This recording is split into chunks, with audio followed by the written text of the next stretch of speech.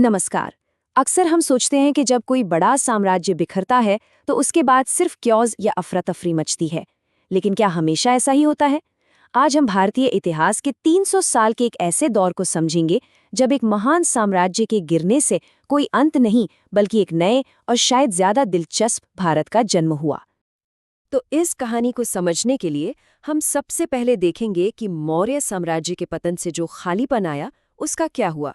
फिर हम उत्तर और दक्कन में उभरने वाली नई ताकतों को जानेंगे। इसके बाद हम उस दौर में हुई जबरदस्त आर्थिक तरक्की और सांस्कृतिक मेलजोल को देखेंगे और आखिर में समझेंगे कि इस युग ने हमारे लिए क्या विरासत छोड़ी। तो कहानी शुरू होती है एक पावर वैक्यूम से। ये वो खालीपन था जो विशाल और बहुत ही सेंट्रलाइज्ड मौर्य साम्राज्य के कमजोर पड़ने से पैदा हुआ था। अगर इस टाइमलाइन पर नजर डालें तो साफ दिखता है कि सम्राट अशोक के बाद का जो दौर था उसमें धीरे धीरे सेंट्रल अथॉरिटी यानी केंद्रीय सत्ता कमजोर होती चली गई और इसका नतीजा ये हुआ कि शुंग वंश का उदय हुआ। देखिए, इतिहास में ये पहली बार हुआ था कि एक मजबूत केंद्रीय सरकार ने किसानों और व्यापारियों को अलग अलग क्षेत्रीय राजाओं के टैक्स और नियमों के बोझ से आजाद कर दिया था। इससे पूरे उपमहाद्वीप में स्थिरता और खुशहाली आई थी। तो सवाल ये उठता है कि जब इतना बड़ा, इतना यूनिफाइड सिस्टम खत्म हो जाता है तो उसकी जगह कौन लेता है? ये दौर हमें इसी अहम सवाल का जवाब देता है। चलिए अब उत्तर की ओर चलते हैं और देखते हैं कि वहाँ कहानी कैसे आगे बढ़ी, क्योंकि वहाँ कंट्रोल के लिए दो बिल्कुल अलग तरह की शक्तियाँ आपस में टकरा रही थीं। उत्तर में एक बहुत दिलचस्प टकराव शुरू हुआ। एक तरफ था स्वदेशी शुंग वंश जो हिंदू धर्म को बढ़ावा दे रहा था और दूसरी तरफ थे उत्तर पश्चिम में बसे विदेशी इंडो ग्रीक राजा। इस हेलेनिस्टिक यानी यूनानी प्रभाव को समझने के लिए सबसे बड़ा नाम है राजा मिनेंडर का। उसने न सिर्फ अपने राज्य को बहुत फैलाया बल्कि बाद में बौद्ध धर्म भी अपना लिया। और सबसे मजेदार बात यह है कि मिनेंडर ने बौद्ध धर्म को जो संरक्षण दिया उससे इस इलाके में बौद्ध धर्म खूब फला फूला और ये शुंग वंश के हिंदू समर्थक नीतियों से बिल्कुल उल्टा था। ये टकराव उस दौर की एक बड़ी पहचान थी। लेकिन जिस वक्त उत्तर में ये सब चल रहा था उसी दौरान एक नई महाशक्ति अपनी ताकत बढ़ा रही थी और ये उत्तर में नहीं बल्कि मध्य और दक्षिण भारत के दक्कन के पठार में हो रहा था। हम बात कर रहे हैं सातवाहन वंश की, जिन्हें कुछ ग्रंथों में आंध्र राजवंश भी कहा जाता है। उन्होंने एक बहुत बड़ा साम्राज्य बनाया जो एक समुद्री तट से दूसरे समुद्री तट तक फैला हुआ था।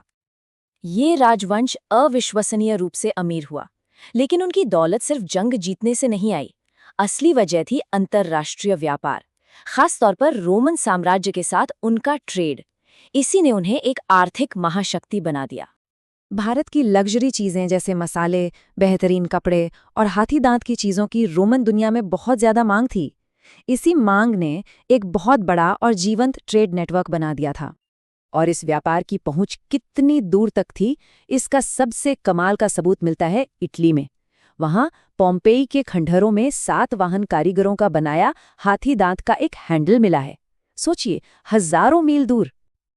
अब जब इतने अलग अलग लोग एक दूसरे से मिल रहे थे तो जाहिर है उनकी संस्कृतियां भी आपस में मिलेंगी और इसी सांस्कृतिक मेलजोल से एक ऐसी अनूठी कला पैदा हुई जैसी पहले कभी नहीं देखी गई थी। उत्तर पश्चिम में इंडो ग्रीक और स्थानीय परंपराओं के इसी संगम ने जिस चीज को जन्म दिया उसे आज हम गंधार कला के नाम से जानते हैं। इतिहासकार जॉन बोर्डमन जैसे विशेषज्ञ इसे ऐसे समझाते हैं कि ये मूल रूप से ग्रीक आर्ट स्टाइल था, लेकिन इसका विषय बौद्ध धर्म था। मतलब शरीर ग्रीक था पर आत्मा बौद्ध थी। तो सबसे बड़ी और अहम बात यह है कि इतिहास में पहली बार बुद्ध को एक इंसान के रूप में दिखाया गया, और वो भी ऐसे रूप में जो प्राचीन ग्रीस की कला से बहुत ज्यादा प्रभावित था। तो चलिए, अब तक हमने जो भी देखा उन सभी बातों को एक साथ जोड़कर देखते हैं कि इन 300 सालों के दौर का आखिरकार स्थायी असर क्या हुआ।